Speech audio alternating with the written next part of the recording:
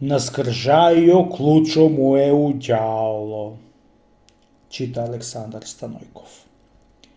Еден многу богат човек бил скржав од мерата надвор и не било чаре да се напие у себе каве, али да руча.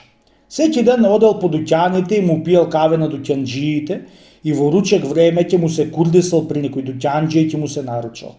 А ако не најдеше чаршија ручек, ќе отрчаше в поле кај што имаше аргати и тамо ќе ручаше. Еден ден, одејќи си при аргатите, виде еден човек кај што седел на еден трн и оздоло се качувала една змија да го клукни за нога.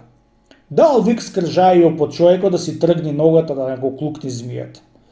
Видувајќи човекот змијата, рипнал од трно и куртурлисал од змијата.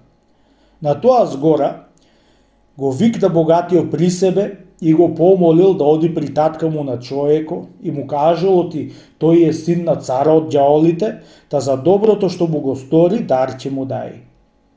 Ништо да не земаш, пријателе, му рекол ѓаоло, од што ќе ти дава татко ми, отколку клучо да му го сакаш и страшен богат ќе бидиш.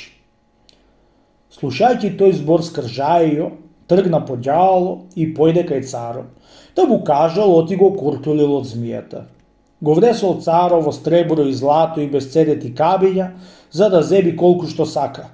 Ардо ама, скржајо не сакал друго ништо отколку клучо. Виде не виде царо му го дал клучо и си ошол скржајо. Одејќи, го гледа клучо и се пишманеше оти не зеде од златото, ами зеде еден клуч железен. Мислејќи така, го заврте клучо во катанецу и се отвори. Која виде што да види? Целото богатство негово што го имал и мислило ти бил сиромав, в клучо го видел. Од тој ден на скржајо му се отворија очите и за себе и за сиромасите.